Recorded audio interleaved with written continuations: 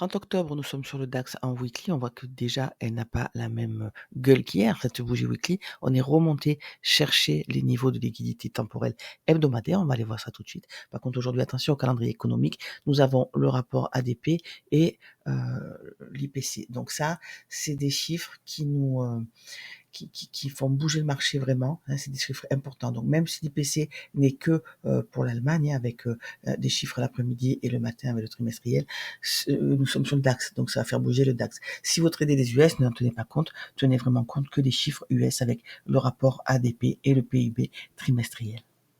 Mes plans du jour, en plus d'avoir pour but l'information, dans l'idée d'aller chercher des niveaux, de planifier ma journée avec des niveaux attendus pour intervenir, ils ont aussi un but pédagogique. Donc on revoit la stratégie et on appuie vraiment sur les concepts, on essaye de simplifier pour clarifier dans notre tête ce qu'on cherche.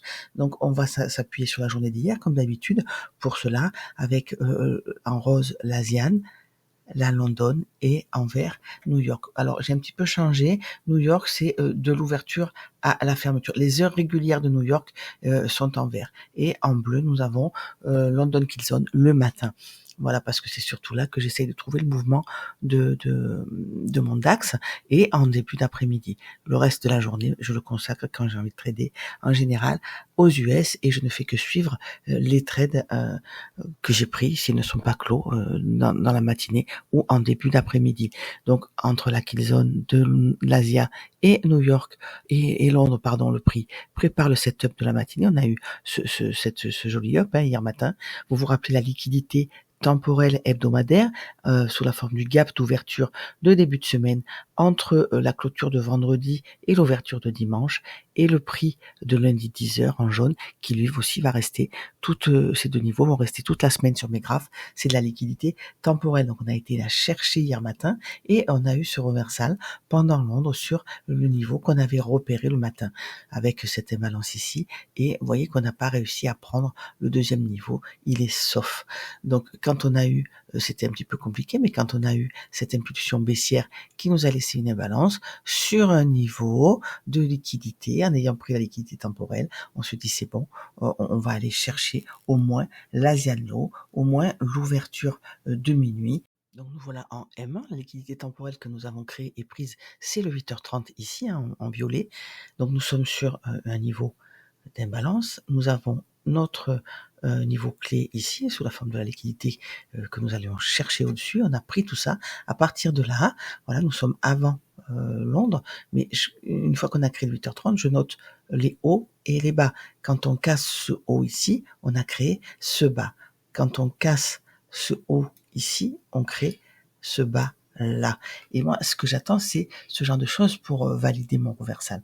Donc là, on a réussi à prendre cet achat hier avec une fois qu'on a cassé ce haut ici, on a retracé cet order block ici avait généré celui-là un peu bâtard, mais bon, celui-là était valable. Donc là, on a pu rentrer pour aller chercher au moins la liquidité que nous venions de créer avec pour deuxième TP évidemment notre niveau ici en pointillé. Vous voyez qu'on n'a pas eu.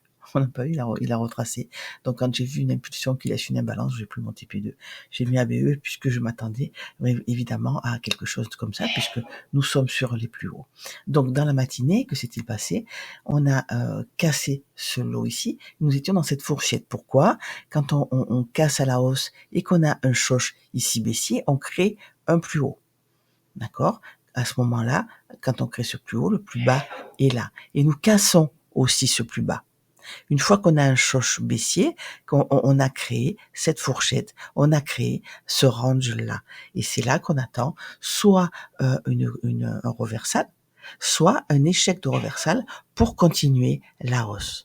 Donc, impulsion haussière, à ce moment-là, on sait qu'on va se diriger vers le point médian de notre range. Ce n'est pas le moment de trader. Ce qu'on veut trader, nous, c'est évidemment les sorties de range quand on a une confirmation. Donc à partir de là, c'est du trading range. Donc on a notre haut, notre bas et l'équilibrium ici.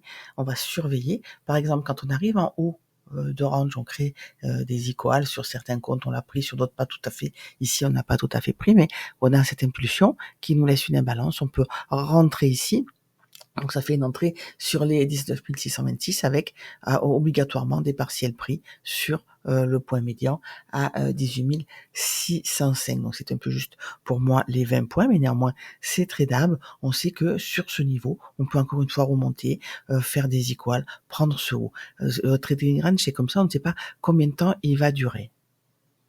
Donc, c'est vrai qu'il faut être patient, mais ça veut dire quoi la patience? Ça veut dire juste faire de la lecture approfondie, comme j'essaye de le faire très souvent sur le Discord, c'est-à-dire chaque mouvement, sans forcément le noter, hein, 2 traits suffisent, nous dit vers où on se dirige. On ne laisse pas, par exemple, cette imbalance ici, je ne vais pas la laisser, ce BOS, je ne vais pas le laisser. Je suis juste le cours en temps réel pour voir où nous en sommes par rapport à ce range, par rapport à ce qu'il veut nous dire. Et si, à un moment donné, j'ai une validation pour un reversal ou son échec. Donc ici, par exemple, quand on vient créer cette imbalance, on prend le haut immédiat, je me le note. Quand on a créé ce haut et qu'on a cette impulsion, je me dis, ben voilà, puisqu'on a cassé ce haut à la hausse, on a créé ce bas ici, ce que je vais attendre moi, c'est qu'on prenne ce haut. Je ne vais pas chercher à travailler avant. Donc le cours, vous voyez qu'il redescend, on va... Pourquoi ce haut? Évidemment, hein, parce qu'on a BOS. Quand on le clôture en dessous, avec cette bougie d'impulsion, on va agrandir, parce que ça c'est typiquement les stops hein, que vous prenez. Quand on crée ce lot ici, qu'on le casse avec une impulsion, on ne rentre pas short ici. On attend de voir si la bougie d'après nous laisse une imbalance. On n'oublie pas qu'on est toujours dans le range. Donc on a réagi sur cet order block ici, parfait. Cette impulsion a peut-être pour but d'aller le chercher uniquement. Il nous faut des confirmations. Donc oui, on a une imbalance qui a généré une autre imbalance, mais le but de tout ça, dans un premier temps, regardez, c'est d'aller chercher l'équilibrium. Ou alors, on accepte d'avoir un grand stop et de le mettre au-dessus. Parce qu'en général, quand on a un reversal avec 2 imbalances, c'est vraiment un signe baissier. Donc là, on avait des prémices hein, déjà à 10h du matin. D'ailleurs, c'est l'heure hein, où on commence à avoir des setups. On avait des prémices d'un futur reversal. Mais regardez, il fallait la patience. Pourquoi? Parce que même s'il a été confirmé, ça a duré très longtemps.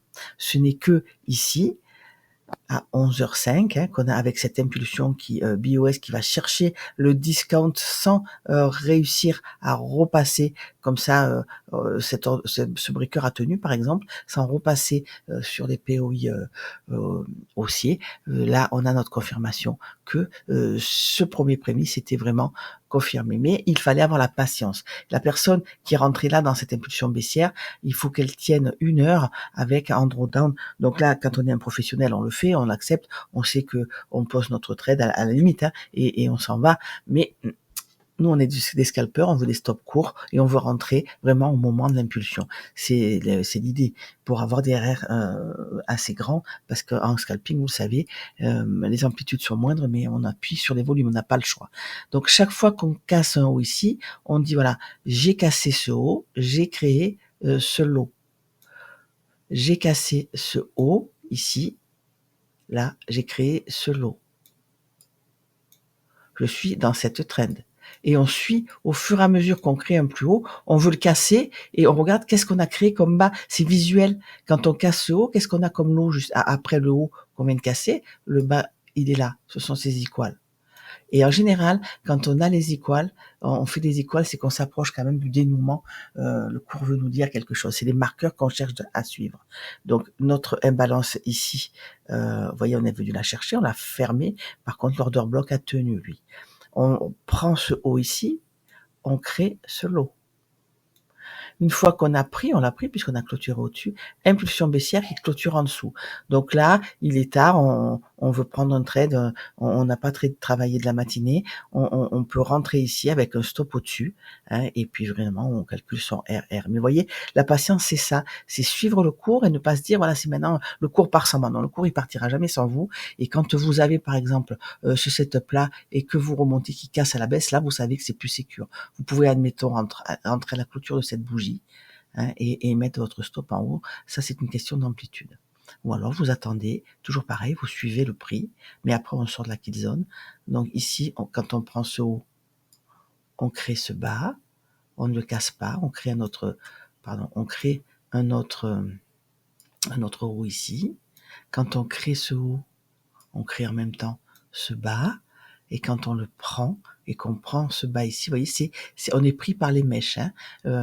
Les mèches font les dégâts, et c'est les corps qui racontent les histoires, et une fois, dernier carat, et on s'en va. Regarde, voyez comme le prix retrace tout le temps, le prix n'avance que comme ça. Donc quand vous avez votre setup et vos niveaux, ne soyez pas affolés par les retracements. Le prix retrace, il ne fait que ça. Hein, une impulsion baissière, et donc vous le savez, vous le verrez jusqu'à la fin de votre carrière de trader, on a des retracements. C'est ces retracements-là qui nous permettent de rentrer. D'ailleurs, il y a une vidéo sur les turtle swap et qui nous permettent de rentrer dans le sens de la marche. Donc pour ce mercredi, avec les annonces de cet après-midi, on constate qu'on a cassé ce haut à la hausse. Quand on a cassé ce haut, on a créé ce lot et qu'on on vient de faire des equal lows dessus. Attention, ils ne sont pas validés. La bougie H4 actuelle, il lui reste 3 heures de vie. On peut très bien aller chercher nos niveaux en dessous encore. Hein. Dans la liquidité interne, quand on a cassé à la hausse, on a créé ce lot, vous voyez qu'on a clôturé, donc on a les yeux sur cette liquidité. Ce que je constate aussi, mais c'est du H4, donc attention, c'est de la grande unité de temps, c'est qu'on a cette ligne de liquidité. Celle-là. Et en général, même, on peut même rajouter ce lot ici. Et en général, quand on a ce genre de choses, il y a beaucoup d'argent en dessous, on va le chercher. On constate aussi qu'on a déjà pris le plus bas d'hier. Ça, on va aller le voir en petite unité de temps. Donc, on a cette impulsion baissière. On va voir si cette bougie nous laisse une imbalance. On a fermé le gap d'ouverture de début de semaine. Hein. Donc, on est repassé là dans la partie supérieure et on va voir ce que va faire le prix en petite unité de temps. Ce que je voudrais bien, moi, c'est avoir une réaction ici, par exemple, et aller prendre cette ligne de liquidité jusqu'au au plus bas de la semaine d'avant. Hier, j'avais fait un petit graphe avec un œil là. Moi, c'est ce bas que je voudrais bien qu'on prenne. Vous voyez, c'est des immenses equal lows avec une imbalance. Cette imbalance est au niveau du breaker. Donc, j'aimerais bien qu'on aille chercher ce niveau-là. Jusque là, je vais être baissière et c'est là, comme d'habitude, que je vais attendre un reversal. Sur cette liquidité interne ici, on peut avoir des reversals, des retracements. Je les prendrai aussi. Pourquoi? Pour 2 raisons. Pour aller déjà, si j'ai 20 points d'amplitude, ben pour prendre 20 points, pour aller me placer sur un niveau de turtle swap, s'il se présente. Hein. Admettons qu'on laisse ici une imbalance et qu'on ait ici une prise de liquidité avec une impulsion haussière. Je me dirais, voilà, je vais monter chercher cette imbalance pour la vendre et aller chercher jusqu'à ce qu'on ait mon niveau en dessous. Et si je n'ai pas de setup comme hier, je l'attendais, je n'en ai pas. C'est ça l'avantage d'avoir la grande unité de temps, d'attendre sur les niveaux et d'avoir la confirmation en petite unité de temps. C'est que si on n'a pas de confirmation, eh bien on n'y va pas. Par contre, quand on y va, on sait qu'on est dans le bon sens. Donc pour l'instant, l'order flow est baissier. Il est baissier jusqu'à ce niveau, là, le point médian d'imbalance, etc. Je vais donc faire comme ça, voir si j'ai possibilité de le vendre vers là pour aller chercher dans un premier temps le bas hein, de notre ici de notre gap d'ouverture au début de semaine. Évidemment, je voudrais qu'on prenne toute cette ligne jusqu'en bas. Donc voilà, nous avons pris déjà le plus bas la veille, c'est souvent un signe de continuation baissière. Je suis contente parce que ça va dans mon sens. Et là, nous avons eu ce reversal sur l'Asian Low et le bas de notre gap d'ouverture début de semaine. Impulsion haussière qui laisse une imbalance. On va voir si on a cette réaction hein, sur Menu New York pour aller chercher dans un premier temps cette imbalance. J'aimerais bien qu'on aille le chercher et qu'avec une mèche, on prenne l'Asian High et aussi toute cette liquidité. Parce que là, il y a beaucoup de sous. Quand on va remonter, on va aller la chercher. On a l'Asian High ici, on a ces équales High ici. Cette imbalance-là, pour le moment, ne m'intéresse moyen parce que quand on est remonté la chercher, on a déjà grignoté la liquidité à l'intérieur, on s'est reconnecté. Vous voyez qu'on est au-dessus, il en reste un tout petit bout là, mais à mon avis, quand on passera là, ça sera vraiment pour continuer la hausse. Pour le moment, nous, ce qu'on cherche, c'est un point d'appui pour redescendre. On va voir ce que nous propose le prix avec le prix de 8h30. Il est que 8h06, on a le temps. Là, on a donc cette réaction sur le market shift. Vous savez ce que c'est le market structure shift. Hein, c'est quand on casse à la baisse un niveau visuel, c'est visuel. On a cassé cette mèche et on a un niveau qui fait support résistance. Je les mets en général en bleu marine. Voilà. Donc on est venu chercher ce prix-là. Le but de cette impulsion, est-ce que c'est d'aller chercher notre order block ici et notre imbalance haussière sur le niveau de 8h30 pour remonter? On va le voir tout de suite. En d'autres temps, je me serais dit c'est la première prémisse pour sortir, mais nous sommes hors kill zone et encore une fois, nous avons au-dessus de nous ces niveaux-là qui nous appellent. Donc on n'a pas assez d'informations pour le moment. Donc petite réaction comme on l'attend sur le niveau et on va voir si on arrive, comme tout à l'heure, à surveiller les niveaux. Quand on a cassé ce haut, on a créé ce bas. Maintenant on a créé ce haut, on ne l'a pas cassé, on ne sait pas encore ce qu'on va faire ici. Donc on va surveiller notre imbalance et notre order block dans un premier temps. 8h10, on n'a pas encore notre prix de 8h30. Bon, ben on voit que là, impulsion baissière comme pendant l'Asian, on a déjà pris le plus bas d'hier. Le prix est pressé d'aller chercher tout cet argent ici, toute cette liquidité. On va voir quel prix nous laisse encore une fois à 8h10. Je ne fais rien avant 9h ce matin.